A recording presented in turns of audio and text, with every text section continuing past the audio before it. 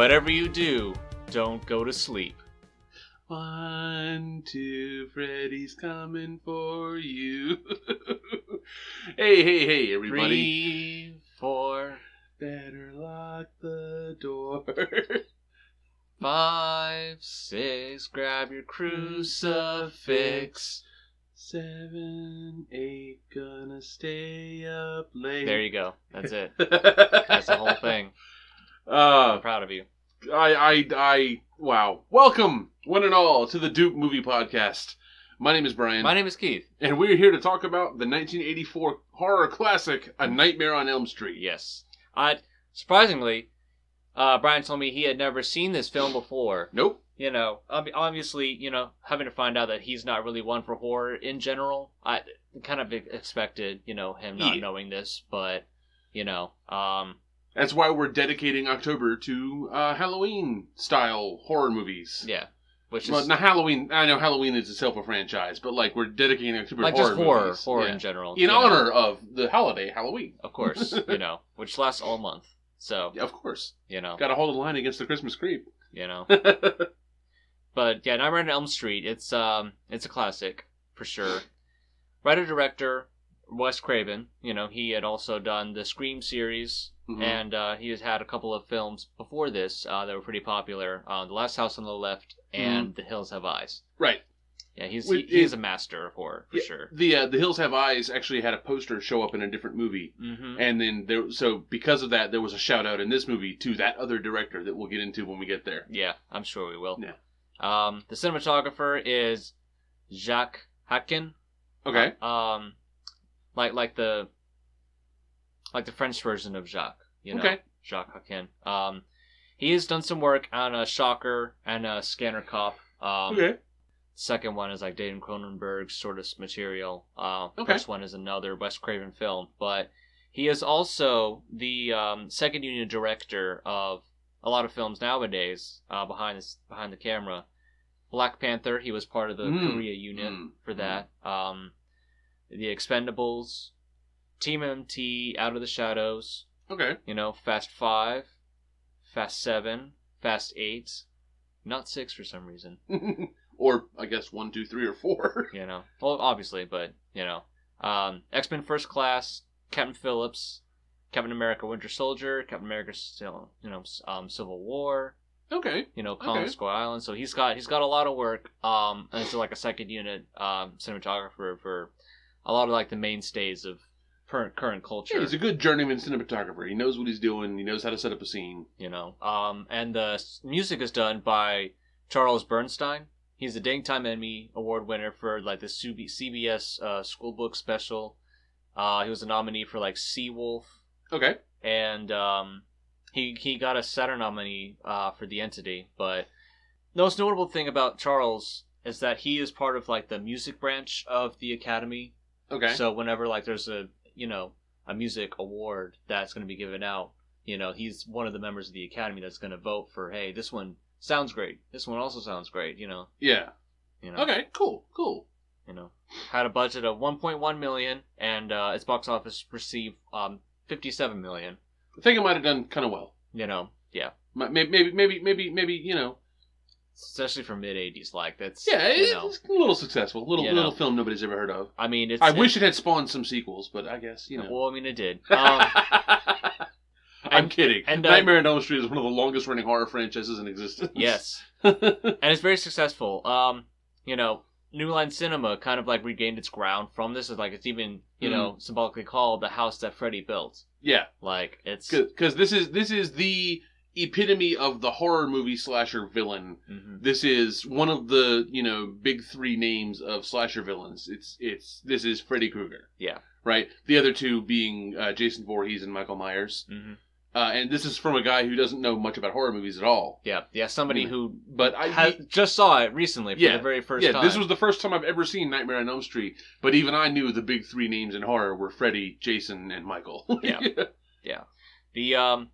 The Wes Craven, he had this concept of like, well, I mean, everybody else just kind of wears a mask, and I kind of want my villain to just have his face, but he's scarred, he's burnt up, so on and so forth. So he's he's gonna be something along those lines.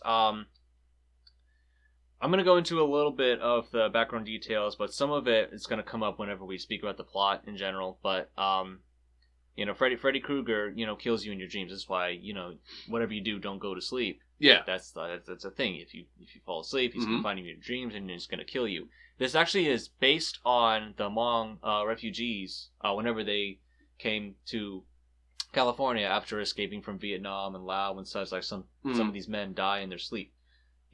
Based on like all the memories of like all the trauma that they faced whenever they were overseas. It was called the Asian Death Syndrome.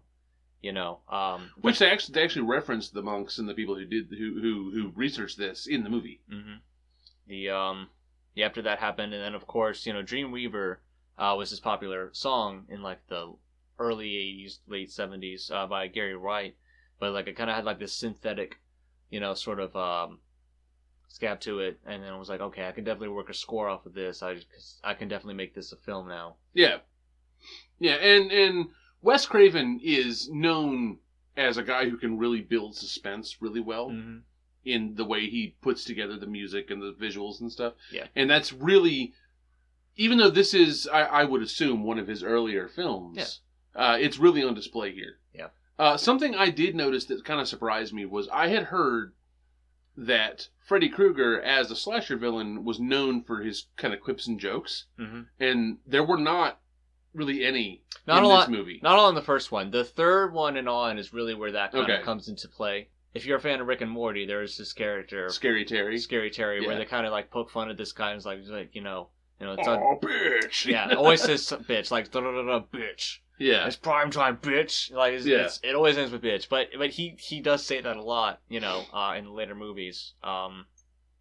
It's funny though that the script for Nightmare was passed on to higher production companies. Like Walt Disney actually had a hand in it at some point, and I was like, but I want you to tone it down for me. I was like, oh, no, thank you. No, this would not work as a PG-13. This needed to be an R. Yeah, this needed to be an R. And Paramount, they were making Dreamscape at the same time frame, and that really wouldn't work out. And actually, during the time frame, Dreamscape was the second PG-13 film ever made, just because PG-13 had just been created, like the rating itself. So they finally made its way to New Line Cinema after 3 years of just hanging around, not doing anything. But yeah. So this movie is set in contemporary present day, which for us would be like 1984, right? So it's set in the mid 80s. Yeah. And I really like the opening credits for the movie are like in this weird misaligned font. It kind of keeps the audience off kilter. Yeah. It's very effective visual shorthand for things aren't straightforward. Right. And I like it that way. It really, really is effective in kind of making you feel uneasy at first. Yeah. And again, this is coming from the perspective of someone who's never seen it before. Right. So, I really enjoyed that. Yeah. So, are we ready to get into the plot, or go ahead. Okay. Yeah, so you already started on it. All right. So we open obviously with the credits, and we see this girl who we later find out is named Tina, right? And she is kind of wandering through an area, and like there's this wet, very wet area. There's water dripping everywhere. There's a glove being hammered together, like knives being put on fingers of a glove, kind of a thing. And this will become Freddy Krueger's iconic, finger glove, knife fingers, whatever you call it. Yeah, Tina, played by Amanda Wise. She was in Fast Times at Ridgemont High, as Lisa, just one of the characters. She was on the Highlander TV series, as Randy McFarland, like one of the detectives on it. And she recently, back in 2016, was in this film called The Id. Okay. And she was the main star in that. So I'm curious about that movie. I don't really know anything about it, but it was pretty great. It was funny. She was passing out candy at some point in time, like the Halloween following this film, and I was like, oh yeah, and like she see all these kids dressed up as Freddy Krueger, and then she was like, oh yeah, I'm Tina. And all the kids were like, yeah, right. You weren't Tina. Yeah, right. And it's funny because she's had a lot of experience, like a lot of like very traumatic, like not really trauma per se, but God, like I should not have laughed just now. I know that was a bad segue. It's okay. Trauma. Like, yeah, no, exactly. No, not really traumatic, but like a very effective sort of like shooting schedule thing, which we'll get into. you know, and of course, like the weapon itself, it's like Wes Craven was reminded of like a cat's claws, basically, like how the you know, the nails like retract into it's it. 5 razor sharp blades coming off the end of your fingers. Yeah, right, and it's an effective weapon. Yeah, finger knives. But there's a lot of shots during the sequence because she's dressed in a nightie, like a nightgown. Yeah. There's a lot of shots in the sequence where she stops and pauses in front of bright lights, and you can very obviously tell that she's not wearing anything under the nightie. Right. And it gets to be a little gratuitous at times, but then again, that's kind of what people watch horror movies for. You know, come to find out, she's only 15. So it kind of is switchy. The character is 15. Yeah, the character. Yeah, the actress was, I think, 19 when this was filmed. Something along those lines. But the character is only 15, and we're kind of showing gratuitous nudity, and it's like, it's a little squicky. Yeah. I don't think they'd get away with that today. No, yeah, she'd probably be 17 at the earliest. Yeah. But, you know, it come to find out, she gets chased by this guy we can't see, whose face is all messed up, and who swings his knife hand at her. Yeah. And she manages to dodge out of the way, and it wakes her up. Right. And so she sits up in bed, and she's been dreaming this whole time. But then she looks down, and her nightgown has 4 symmetrical cuts in it. Yeah. Where the glove hand had sliced it open. Yeah. And so Mom walks in, her mom does, and she's like, "It's just a dream, Ma. I'm fine." And her mom sees the nightgown and says, "You've got to trim your fingernails, honey. Right. That's really messed up." Right. Now, and then we cut to we go to school, and she's talking about she had a dream about this guy with the green and red sweater. It was dirty, and he had a knife hand, and it was creepy. Yeah. And come to find out, her friend had also had this same dream. This is Nancy. Yeah, played by Heather Levenkamp. She was going to, because this was like really her star role, her first, debut. But it was going to be either The Outsiders or Rumblefish, but the scenes in both of those films were deleted with her in them, so she wouldn't be able to be in those films. But she was in this TV show, Just the 10 of Us. It's like a spin-off of Growing Pains. Okay. As Marie Lodok. Okay. I don't know too much about the character, but aside from this, like, she has also done a lot of like prosthetic work and like makeup and stuff behind the scenes, like for the Dawn of the Dead remake, Cinderella Man, and Cabin in the Woods. Cool. Yeah, I like that movie. Yeah. So yeah, we're the 4 friends are going into school. It's Tina and Nancy and their boyfriends, Glenn, played by Johnny Depp. Fucking Johnny Depp. Yeah. In his first movie role ever. Yeah, that's right. I mean, if you know Johnny Depp, he's also been in like 21 Jump Street, What's Eating Gilbert Grape, Fear and Loathing Las Vegas, Pirates of the Caribbean. I did not know this was Johnny Depp until after I watched the movie all the way through. Really? Yeah, and I happened to be kind of looking up some background information just to get myself a little more for the podcast.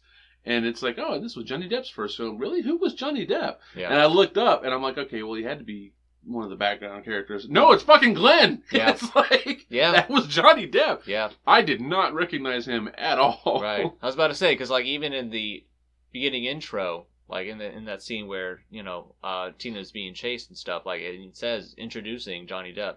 I don't remember that. I was watching. Wow. Okay.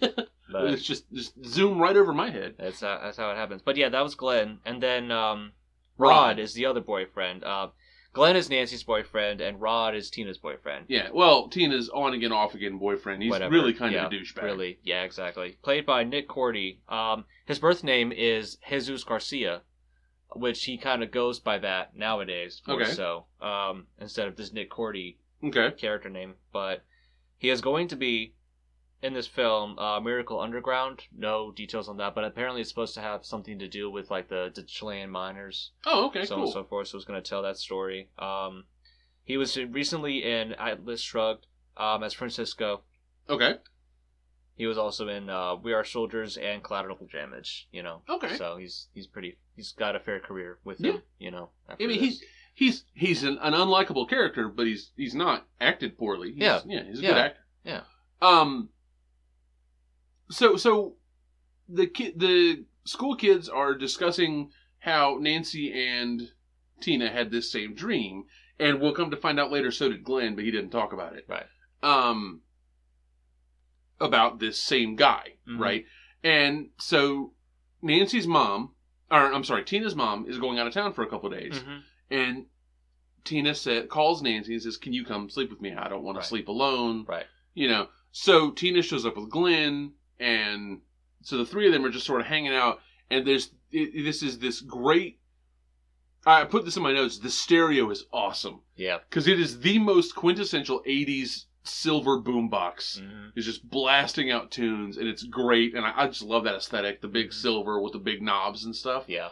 When you're looking at an 80s stereo with a vacuum fluorescent display, like we're recording in front of one. I love that kind of stuff. Yeah. But anyway, so they hear noises outside. What sounds like the scraping sound that the knives made against pipes and stuff. The finger knives. Yeah. But it's just Rod. It's just, the douchebag. Yeah. So they bring Rod in, and Tina and Rod decide to make him live up to his name. And he gives her the rod. That's it. Yeah. And it's very loud. Yep. And very gratuitous. You don't see it, but by God do you hear it. Yeah, like Glenn is downstairs on the couch like, oh man, morality sucks. Yeah. Because Nancy's like, we're here for Tina. We're not here for ourselves. Right. So she doesn't want to sleep with Glenn. Right. I get the feeling they have slept together before. I don't think so. I don't know. He's not shy at all about, like, feeling her up and grabbing her and stuff. Oh, yeah, but, I mean... So, then again, he's a teenager. Exactly. But anyway, so Tina is asleep, and Rod's asleep next to her.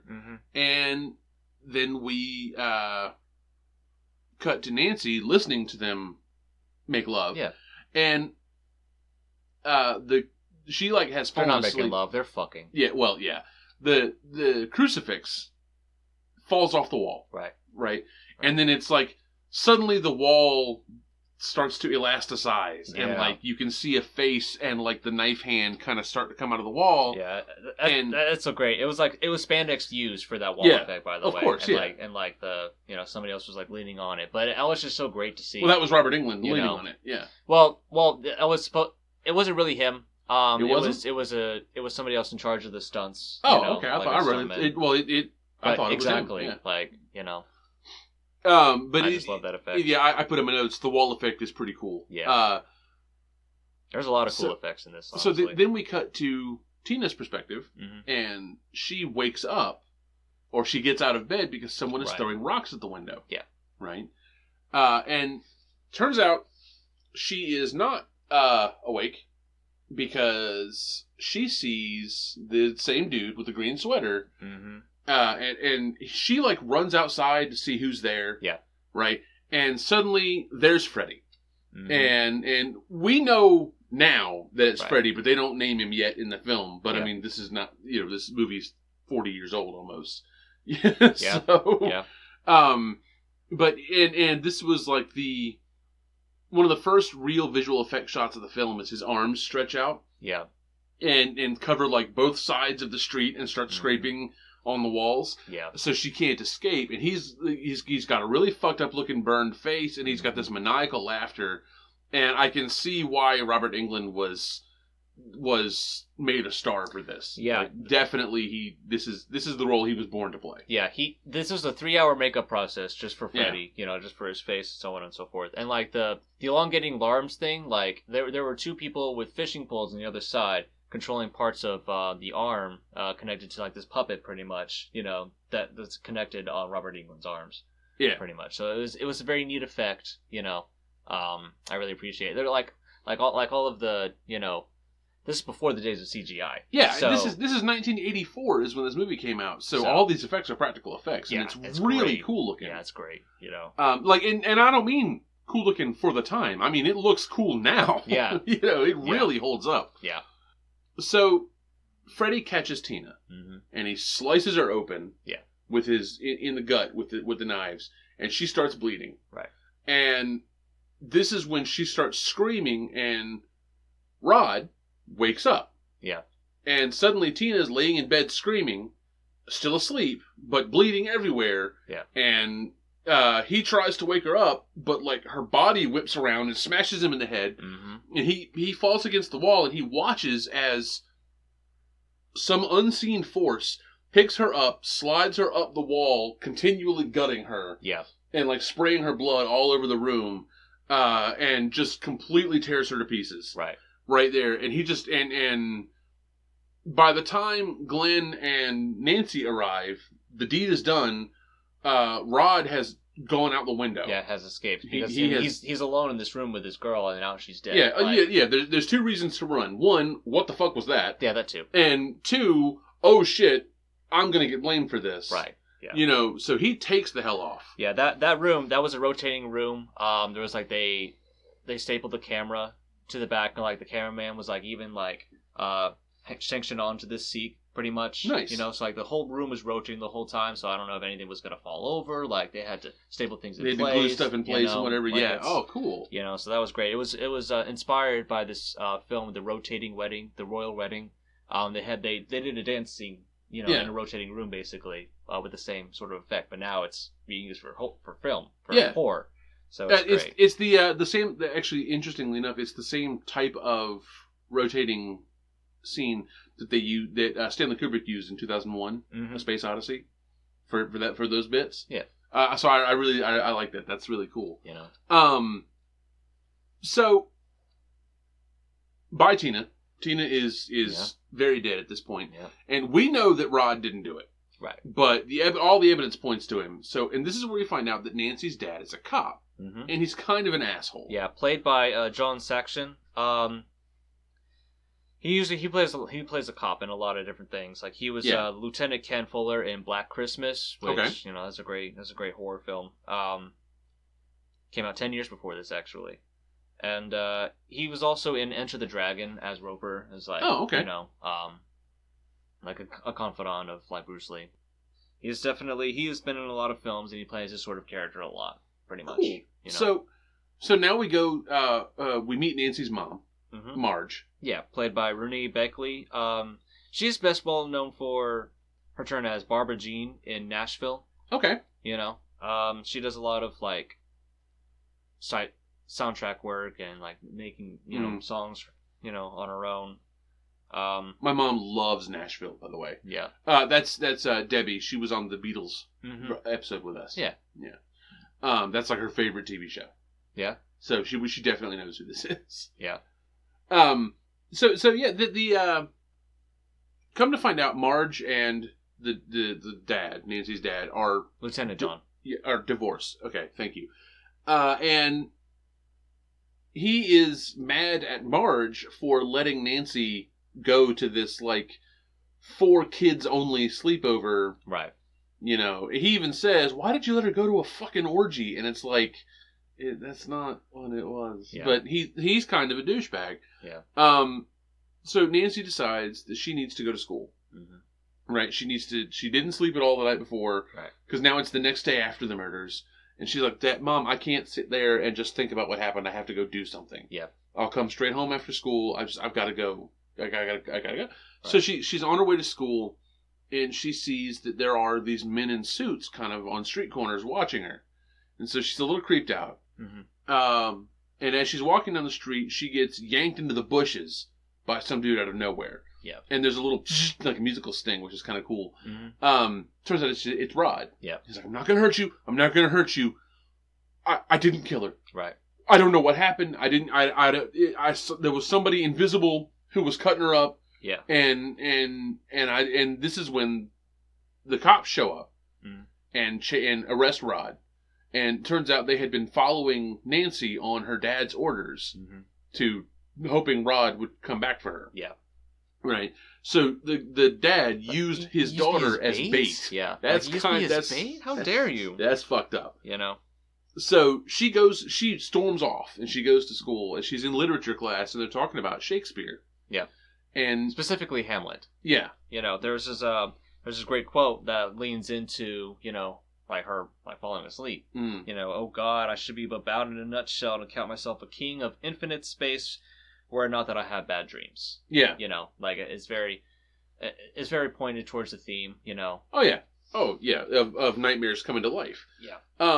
So she dozes off in literature class, and she sees Tina in a body bag. Yeah. But standing up, saying, "Why didn't you help me?" Yeah. So, and she starts to like follow Tina and Tina's blood trail through the now empty school, right?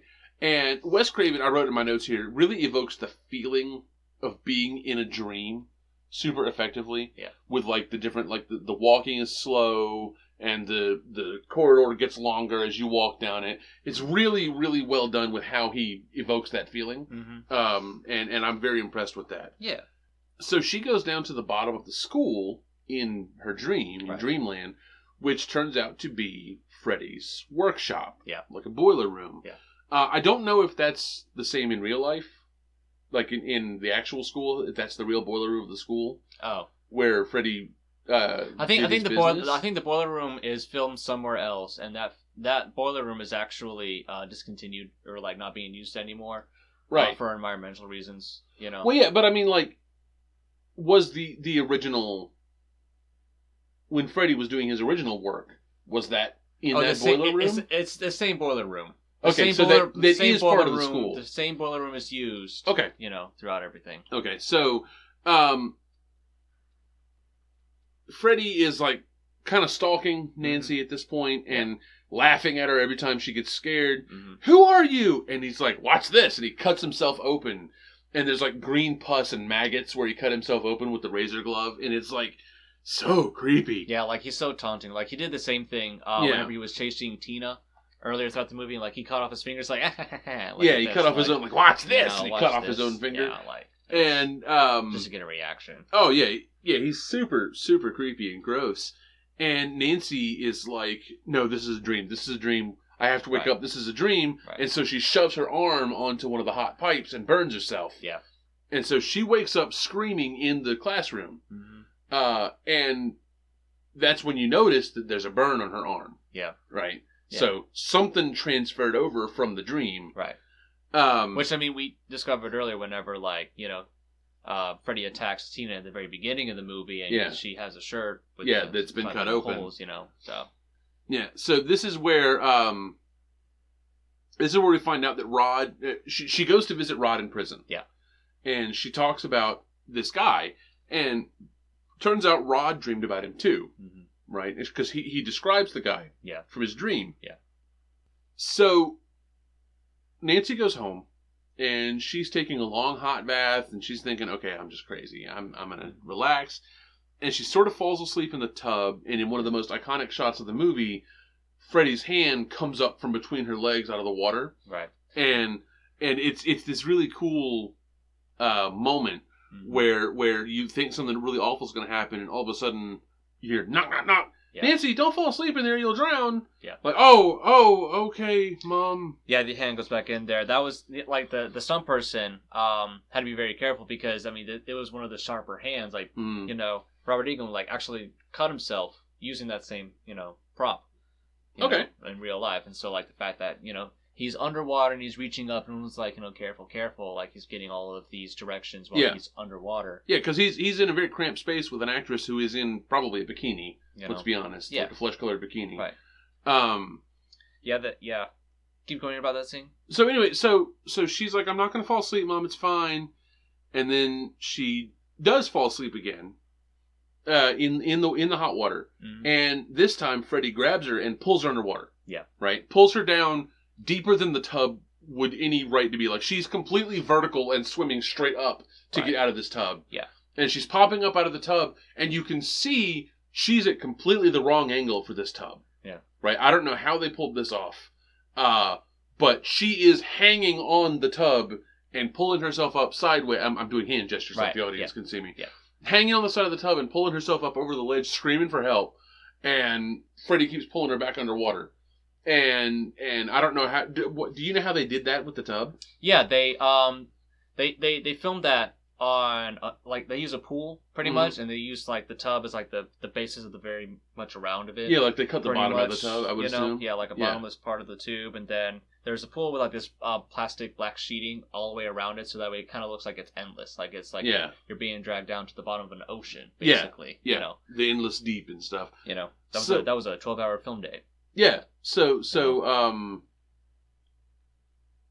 she wakes up. And well, Nancy's mom busts the door open. Yeah.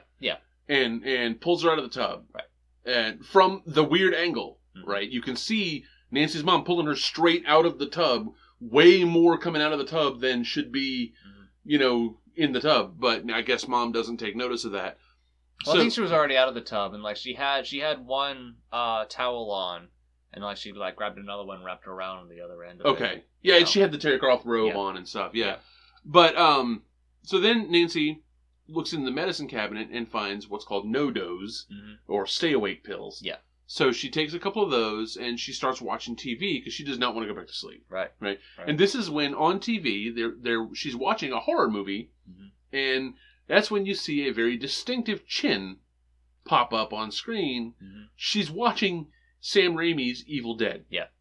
Which is really cool, because, and this information comes not from me watching Evil Dead, but from reading Bruce Campbell's memoir, If Chins Could Kill.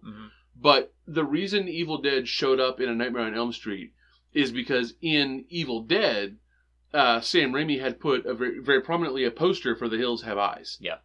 Which is one of Wes Craven's films. And so that started like a whole thing of them nodding at each other's movies throughout the Nightmare series and all of Sam Raimi's films. Up to and including Spider-Man. The Spider-Man has a couple of things that showed up in the Evil Dead films, which also, like one of the props also showed up in Nightmare on Elm Street. Background details, but it's really cool the way they sort of hint at continuity like that. Yeah, like friends, like, hey, I'm doing this, Yeah, it's the way Steven Spielberg and Stanley Kubrick used to do back in the day. Yeah. Of course, I guess this was even further back in the day, wasn't it? This was in the 80s. Somewhere around the time, yeah. So she turns off the TV and she calls Glenn, and Glenn shows up. He's like, it's like 2 a.m. and your light is still on. What's up? Yeah. Turns out Glenn lives across the street. Yeah. Right. And so he's there and they're kind of hanging out. This is when we find out that Glenn has also been dreaming about Freddy. So she's like, okay, well, stay with me. I'm gonna go look for him. Right. So they go searching for Freddy, and they get to the jail where Rod is, and she sees Tina again, which is gross because now she's like decaying. Yeah. Right. And she goes to run away because she sees Freddy in the jail, right, coming up on Rod, who is asleep, and she's screaming at him to wake up. Yeah. And then she runs away because Freddy's chasing her. She gets back in her house and it starts to run up the stairs when the stairs like melt underneath her feet, which is this really cool, like, it looked like she was stepping in porridge. Yeah. There's a lot of different materials that were referenced to be used for that. Like it was great. It was this cool scene. She's stuck in the stairs, so she manages to wake herself up. Yeah. And Glenn is asleep in the chair next to her. Yeah. You bastard! Slaps him. I told you to do one thing, and you had one job. Yeah. Yeah. And here you go, falling asleep. And so he has to run away again, and Glenn has to leave because Mom comes to the door to find out why Tina's yelling. Yeah. Or not Tina, Nancy is yelling. And so Glenn leaves, and this is when Nancy decides, okay, well, I'm going to go to the police station and talk to my dad. Yeah. Right? Yeah. So she goes to the police station, and she says, look, I need to see Rod. I think Freddy's after Rod. I need to see him. I need to talk to him. Right. And Dad is like, what are you doing here? And she goes, what are you still doing here? And he's like, there's a murderer in town, and my daughter's mixed up in it. Of course I'm still at the police station. Right. Right. Then we cut to Rod, who is asleep in his cell, when his sheets kind of bunch themselves up and wrap themselves around his neck and then crawl like a snake up through the top of the bars and jerk him up off the bed and break his neck. Yeah. Right? And I don't know how they pulled that off. I couldn't even find anything about that one, actually. Like, I watched this, and I watched some YouTube videos on some of the background information that I couldn't find.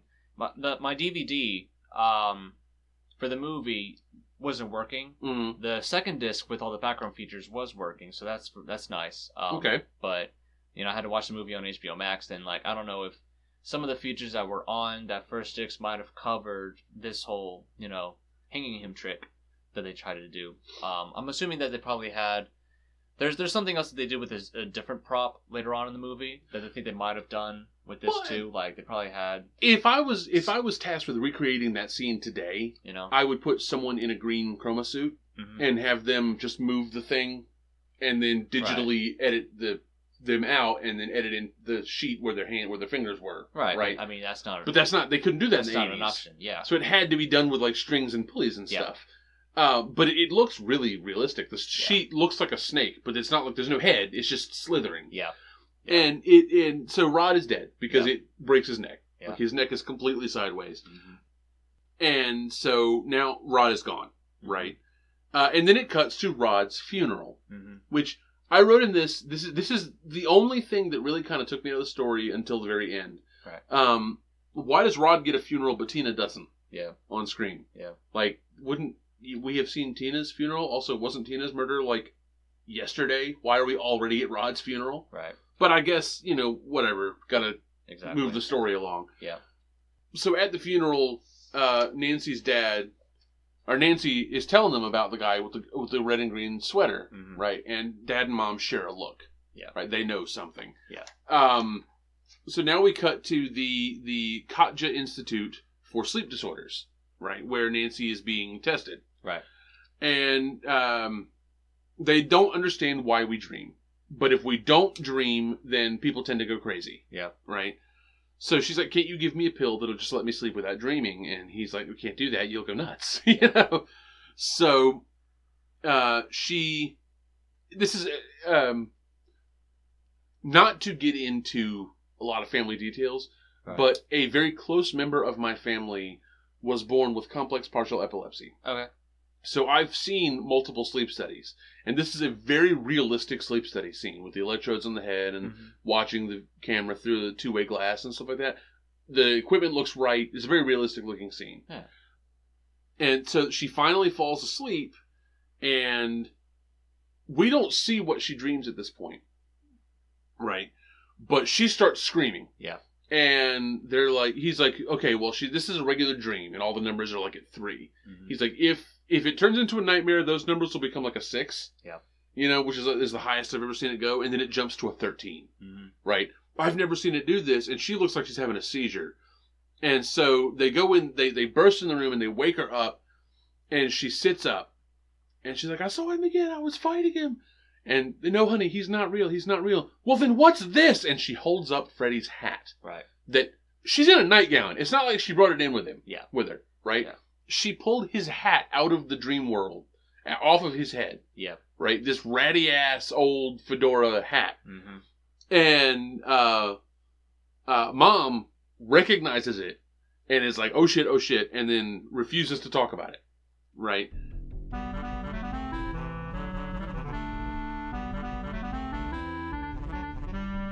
Oh, okay, I'm sorry, yeah. So, after that sequence, we go to Nancy and Glenn, who are walking along, and this place is set in California. This movie is set in California. No, well, it was filmed in California. I mean, there's palm trees and stuff everywhere. Yeah, exactly. Yeah, but I mean, they go back over that in future movies. Isn't Springvale in California? I mean, there's Springfield in several different places. No, I mean in the movie timeline, isn't Springvale in California? They don't specifically say that. They go back over that in the future movies. Okay. That it was actually Springwood, Ohio. Oh, okay. Well, either way, she's walking across a bridge, and he starts talking about these monks who, they don't call it this, but it's basically lucid dreaming. Yeah. It's where you take control of your dream and you take the power away from it, and you gain control of it. Right. Right, by turning your back on it and taking back all the energy you gave it. Yeah. And Nancy gets home, and there are bars. The trellis, the rose trellis that Glenn had climbed to get in her room is gone. Yeah. And there are bars on all the windows and the doors. Yeah. And so she goes in, and Mom is locks the door behind her and says, "Come with me down to the basement. I need to talk to you." Yeah. Right. So this is where Mom kind of spills the beans. Right. this is where we find out that Fred Krueger was a child murderer who, had multiple victims, and they knew it was him, but the search warrant was not signed on the right line, and so he went free on a technicality. Yeah. And so the parents got together, the parents of all the kids that were murdered, got together and chained him up in his house and set fire to the house and burned him to death. Yeah. Right? Yeah. So he can't be hurting you, baby. He's dead. He's not real. And we killed him ourselves. Yeah. Mommy killed him herself. Mommy took care of it. Yeah. And then she opens up their boiler under their house. And inside the boiler is Freddy's glove. She's like, I know I killed him because I still have his glove. Right. And so Nancy kind of freaks out about this. But she's like, okay, well, I know this is real. Yeah. Right. I know because the fucking hat. Yeah. Right. I grabbed the hat. I don't know how I grabbed the hat. So she calls Glenn. She's like, Glenn, I need you to come over here. And when I go to sleep, I'm going to grab Freddy. And as soon as I start screaming, you wake me up. And I'll pull Freddy out of the dream world. And you whack him with a baseball bat. Yeah. Right. And I even wrote, seems like a decent plan. Like this actually could work. And this movie very much keeps doing the things that I shouted the movie to do. Like, okay, you can pull his hat, pull him out, and have him hit him with a bat. Oh my God, that's her idea. Yeah. Like, okay, cool. Go to the cops. Well, she did. Her dad is a cop. Yep. So that's the plan, right? Is to go to sleep, grab Freddy, pull him out, and Glenn's gonna whack him with a bat. Glenn, and she's like, you just don't go to sleep. You have to stay awake, be here at midnight, meet me on my porch, and I'll let you in, and we'll take care of this. Yeah. Glenn's parents are real douchebags, and they are talking about forbidding him from seeing Nancy now that she's been involved in a couple of murders. And like she's locked up in this house, and they've got windows, bars on the windows. It's. I was like, oh, I don't think I'm gonna have our son hang out with her anymore. You know? And so midnight is approaching, and the dad and Nancy calls the house. Yeah. And the dad answers. I need to speak to Glenn. It's important. And he's like, Glenn's asleep. Click. Yeah. And then he takes the phone off the hook so it can't ring anymore. Yeah. Which back in the day, right? We used to have these things called landlines, which is telephone service to the house. And if you took it off the hook, you'd get a dial tone, but also it would never ring because nobody could get through to your line. Right. So now Nancy can't call anymore, and Glenn, useless fucking moron that he is, has fallen asleep. Yeah. Right, in his room, listening. He has on loud music, and he's watching TV, and he's trying to stay awake, but he just doesn't. Yeah.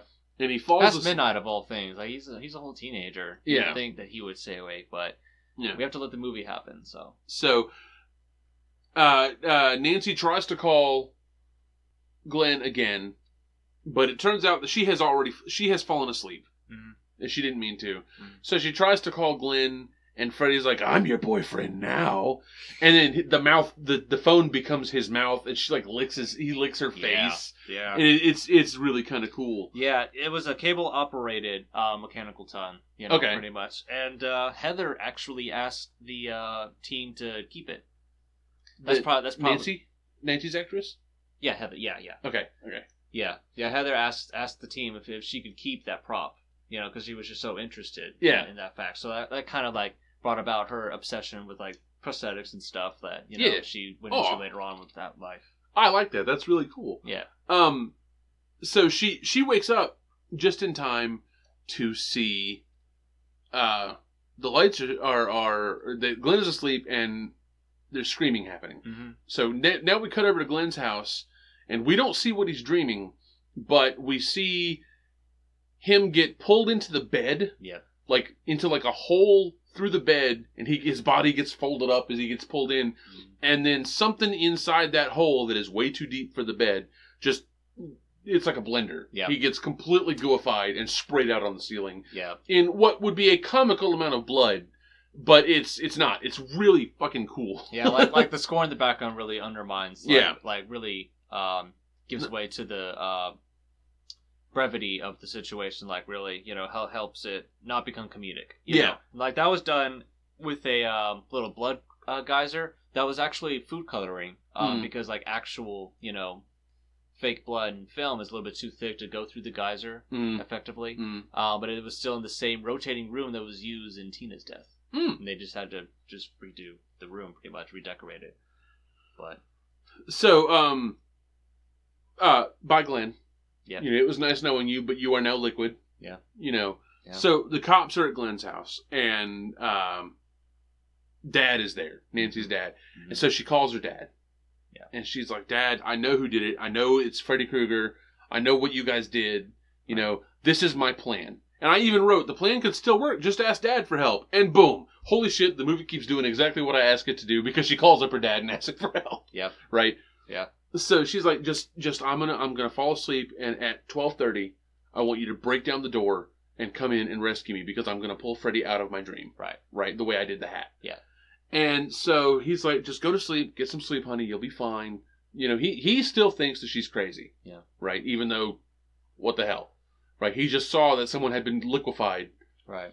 And like the fact that, you know, my daughter's at the other house and she knows this. Yeah. You know. How does she know without going over there? Right. Right. So Nancy starts setting up traps. And earlier in the film, she had been reading a book on, like, self-defense and guerrilla warfare and stuff like that. So she's setting up traps over the house, like tripwires. And, like, there's a big hammer on a hook that will, when he opens the door, will come down and smash him in the, you know. And it's very Home Alone-esque. Yeah. But the music here is really good. Yeah, years before Home Alone. Yeah. Yeah, well, okay, I guess Home Alone was very Friday the 13th, or Nightmare on Elm Street. I'm so sorry, horror gods. That was my fault. I misspoke. Home Alone was very Nose-esque, I guess. Yeah. But the music here is really, up to now, it's been very creepy, very, you know, something's coming to get you kind of a score. Yeah. And now the music is getting kind of badass. Now it's like, all right, let's fucking do this. Yeah. Score. And I really like the change in tone here. So, Nancy is going to go to sleep. Mom is drinking herself into a stupor because she's a drunk. Yeah. Right. And this has been touched on a couple times in the film. Right. And so I wrote on my note, come on, Nancy, you can do this. So she falls asleep. And she starts walking through Dream World shouting for Freddy. I know who you are. Come out and show yourself. You know, stuff like that. And there's a timer on her watch that is counting down to when her alarm is going to go off. Right? And so she's taunting Freddy to get him to chase her. And the plan works. Yeah. Right? The alarm goes off and she jumps at Freddy just as the alarm starts to go off, screaming, I got you now, you bastard. And she wakes up, and Freddy's in the room with her. Yeah. Right? And so she takes off running. And this is when she hooks the thing on the doorknob and runs down the stairs. And when Freddy opens the door to her room to come after her, the hammer comes down and smashes into him and knocks him back. Yeah. And then he trips over the tripwire and he falls. And now she is banging on the windows, screaming for her dad. Dad is here. Dad, I did it. Come help me. Yeah. Dad is nowhere to be seen. Yeah. Right. Dad is still in the house. There's some lieutenant or some some beat cop who he said, keep an eye on my house, make sure nothing goes wrong. Right. And the fucking beat cop is like, at one point, Nancy has taken a umbrella stand and broken open the window in the front door. Yeah. Right. Because she can't get past the bars. Yeah. And she's screaming, get my dad. I need help. And the cop is standing there like, maybe I should get the lieutenant. Right. Like, and I even wrote in my notes, maybe you should tell the lieutenant, you fucking idiot. Yeah. Yeah. So Freddy's chasing her through the house. And she lures him into the basement where she takes a bottle that she had previously filled with gasoline or kerosene or something. And she threw it on him and then threw a lighter at him and lit him on fire. Yeah. Right? And so now she's in full fight back mode. And she's finally, Dad bursts in, and Dad, I caught him. I did it. I caught him. He's in the basement. And there's a fire, and that's when they see bloody footprints. Yeah. Come out of the basement, and they're fiery footprints. Yeah, fire footprints. Come out of the basement and up the stairs. Yeah. Right. Like the whole fire thing was real. Like somebody legitimately lit themselves on fire. Like he went up the stairs and fell down the stairs and like back up. Like that's like it's the same person. Like the same stunt choreographer who, you know, was in the scene with Nancy in the bathtub, pretty much. Like, Okay. it's the same person doing that, same person leaning on the wall, pretty Okay, much. okay. Like, it's, he's great. He's crazy. Like, lighting himself on fire Oh, like that. he's damn good at his job, You though. know, absolutely. So they run up. So Nancy and Dad, Mm-hmm. Detective Dad, run upstairs. Detective Dad. And they see Marge asleep in the bed, and it starts to glow and becomes like this weird portal to dream world. Yeah. And Marge gets sucked down into it and is gone. Right. Right. And, well, I guess bye, Marge.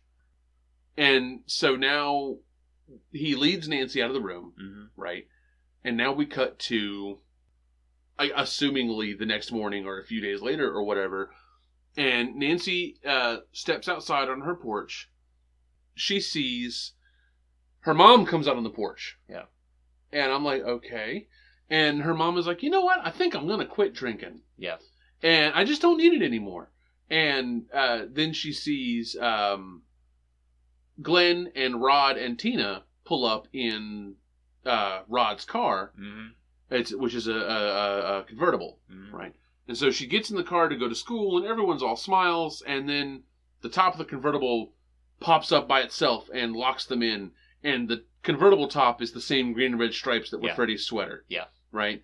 And then you see Freddy burst through the wall and take Mom as the car drives away with Nancy screaming. And I'm like, well, shit, did Nancy win? Did she die? Is this all a dream? Right. What the fuck? This is like this is the most confusing ending for a movie I've ever seen. Yeah, definitely. And I do know from some of my research that Nancy comes back for a couple other Friday movies. Yeah, the third one, and on. Okay. And so I mean, obviously, and in those movies, it is canonical that Glenn and Tina and Rod are all dead, and the mom. Yeah. So I mean, I guess this is all like a dream world or whatever. Yeah, and like, I mean, they left it because there were really like 4 different endings initially written out for this film. Okay, like, Wes Craven had like a happier ending. Yeah, he wanted to do the happy ending. Yeah, the whole everyone. It was just a dream. Everyone really survived. Right. But the studio convinced him not to. Yeah, yeah, just trying to let open the possibility for sequels, so on and so forth. And like. Which, while that would have made this a better movie, I think the leaving it open for sequels was the right move. Yeah. Because Freddy Krueger is a character you don't want to just do once. Yeah. This was very entertaining. Yeah. So that was the original Nightmare on Elm Street. It was gory and the kills were very creative. Yeah. And I am not a fan of horror movies, but I quite enjoyed this one. Yeah, especially like the behind-the-scene details, like all of the practical effects. I've had more fun recording this podcast than I did watching the movie because I'm just now learning this stuff from you. Yeah, yeah, definitely. Like if you go into those details, it really makes it more interesting and like kind of makes you like it definitely makes me do stuff like this. Like like practical effected horror films are a dime a dozen for sure, especially nowadays. So seeing one from way back in the day, kind of reverse incentivizes, that sort of, heart and passion towards it. Oh, yeah. Yeah, and this is they came up with a lot of this stuff. These horror movies, the horror genre back in the day is where a lot of the visual and special effects that we see nowadays were pioneered. Yeah. People had to come up with, they wrote all this crazy stuff into their scripts and they had to find a way to do it on film. Right. It's the same thing that George Lucas did with sci-fi. Yeah. Yeah. I'm sorry, did I interrupt? Is that no, you're good. Yeah. Well, yeah, sort of some similar. But it's funny though, like I wouldn't even be able to do that. Like I wouldn't be able to write something and then like not really have an idea of how to do it down the line. Yeah. Like, just to have it as my own vision. Like I would definitely be the type of person to try out to see if I could do this thing before I write it into my film. How much of these ideas were Wes Craven and how much was his team? Do you know? Well, the team really came up with the idea. I think the team came with the idea of like the rotating room pretty much because they got inspired by that musical film I was mentioning, Royal Wedding, but like most of the stuff was Wes Craven just like doing this, that, and the third. Okay. Overall, I really enjoyed the film. Yeah. Given my original score for this film was going to be about a 6, just because the ending was so confusing. Yeah. That's why mine's down to a 7. Well, I was going to say I'm going to bring it up to a 7 because a lot of the background details and stuff really kind of it make it better for me. Yeah. Knowing the really creative ways they pulled off the stuff in this movie that looks real. It does not look. None of this movie looks fake. There's one bit where Freddy is on fire and stumbling around where it's obvious that his face is fake. Like it's a fake Freddy mask on top of somebody else. But like it's a movie from 1984. Right. And the dude's on fire. It's not like you're not gonna protect your face. Yeah, well, they're gonna that would be in a thing today. You would see that in a movie today, and you would let it go. Yeah, right. I'm not counting off for it at all. All told, the visual effects, the special effects in this movie were phenomenal. Yeah, and they still hold up today. Yeah, really well. There's a reason that Nightmare on Elm Street became like one of the benchmark horror franchises. Yeah, in the horror renaissance. Yeah, right. Because before the 80s, horror movies were very much, Manos the Hands of Fate style, where it's all dark rooms and fog machines and, really creepy, like Bela Lugosi Dracula kind of villains and things like that. And Freddy is, I don't know if he was the first, but I think he was the first very popular, where the villain is the main character of the movie. And not, like, the heroes who fight him. Yeah. Like, Nancy is technically the protagonist, but Freddy Krueger's the main character of this movie. Yeah, and like, Friday the 13th came out a few years before this. And of course there are some things about that. Yeah, it wasn't the first Friday the 13th set in like 78 or 74. Yeah, because the movie came out in 1980. Yeah. Yeah, because it was set in the 70s. Yeah. So. And of course Halloween was like in the mid-70s itself. Yeah. And Black Christmas was a few years before that. Yeah, and the first, in the first Friday the 13th movie, not going to spoil everything, but the killer isn't Jason. Yeah. So, Jason Voorhees didn't show up until after this, right? Yeah, well, the second one. When did Friday the 13th 2 come out? I don't know. But it shouldn't have been too much before Nightmare on Elm Street. Yeah.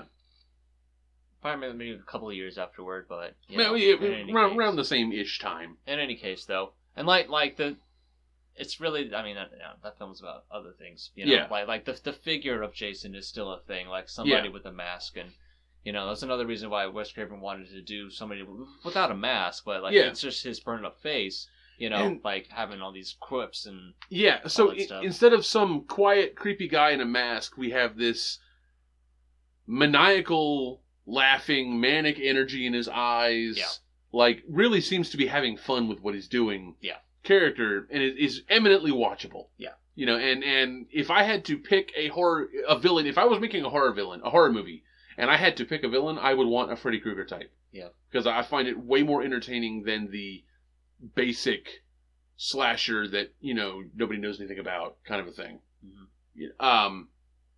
So I'm gonna rate this movie right at a 7. Yeah. And I will recommend it to fans of horror and non-horror alike. It is not the scariest horror movie I watched this week. Yeah. It's not lighthearted by any means. Right. But those couple of things at the end kind of pull you out of the movie. Yeah, like the ending was super confusing. Yeah. Which a lot of people don't like the ending. Yeah. And the ending, I'm kind of afraid, because I know going forward, maybe not this year, but I know we're probably going to be doing more Nightmare movies. Mm-hmm. But I know that the ending for this one is more suited to one of the later Nightmare on Elm Street films, like with the Freddy Mobile and stuff. Like, I've heard that, but I don't know how true that is. Right. I don't know if the films get that campy and weird and messed up. Well, not messed up. Campy and weird and, like, unserious. Yeah. So I look forward to see where this franchise goes.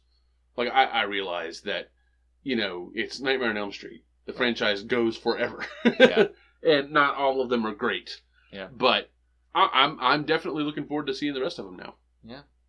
So any those are my final thoughts. Do you have anything else you want to say? No, that's it. We're all good. Hats off to Wes Craven. That man can do a horror film. Yeah.